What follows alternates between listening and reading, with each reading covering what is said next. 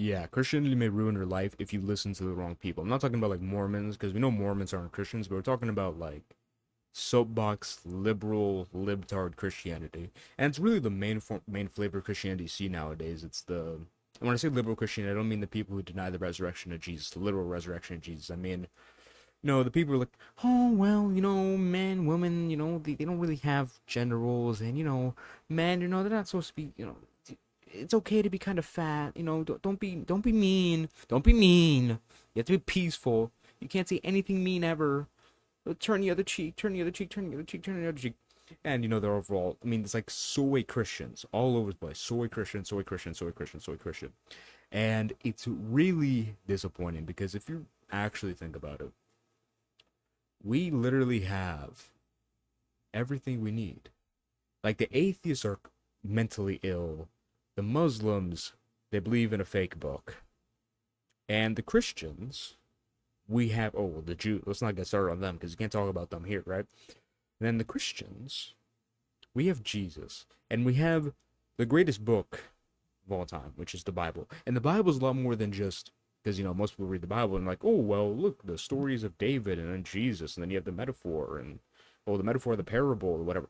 But the Bible is full of the Bible teaches you everything you need to know about life at the source if you know how to read it. So this goes back to the liberal Christianity thing because first of all, they don't really read their Bible, and then second of all, what they do is they find a verse they really like, oh, turn the other cheek. I can't ever be mean. And oh well, don't the worldly desires, you gotta let those go. So don't worry about all that stuff. I literally had someone comment on one of my videos. You aren't supposed to work out because that's hedonistic. You are worrying about the wrong things. And talk about greed. So they hate money. They hate money so much. See those Christians who always talk about like, well, if you have money, you're greedy. You're a bad person. You shouldn't have any money. No, no, you need to. No, you shouldn't have any money. I mean, what did Jesus say?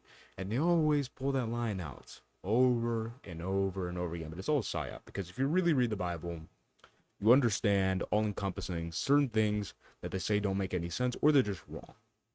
Right? So, for example, turn the other cheek thing. Okay, well, why did Jesus go into the temple and whip people?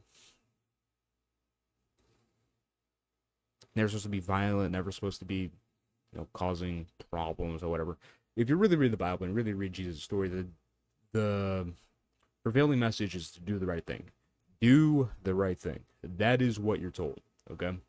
And that alone is going to get you 99% of the way there because as a man, you're given certain rules. And you read the Bible, you understand this.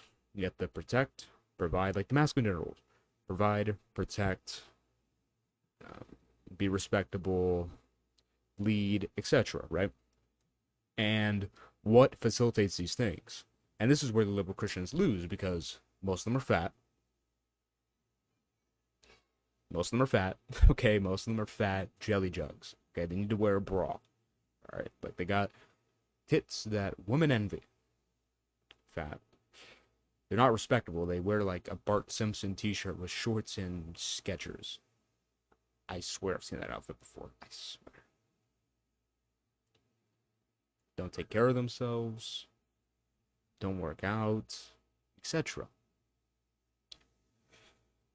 And when you understand this, and then you also combine that with Christianity, because you can innately understand what it means, what a man is, like traditional man.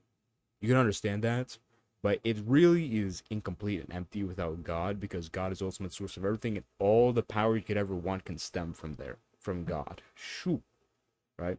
So, becoming a Christian can be the greatest thing for your earthly life. And they say like, oh, well, you shouldn't care anything about your earthly life. Your earthly life doesn't matter. And in the grand scheme of things, that's somewhat correct, but again, they're not very smart because they say something like that and it's a very blanket statement without any nuance. Your earthly life isn't the most important thing you'll ever do, obviously, but that doesn't mean it's not important at all. You're put on earth, you're given an earthly life for a reason. I mean, if your earthly life didn't matter at all, then why are you here? Why am I here? Doesn't make any sense. The rule for your earthly life is it should not be at the expense of your eternal life. So that's why doing the right thing matters. If you do the right thing, then you aren't sacrificing your eternal life, right? But you can still enjoy this life. You can do the right thing and enjoy it. Believe it or not, okay? I enjoy not being a degenerate. Some people can't relate, but I enjoy not being a degenerate. Right?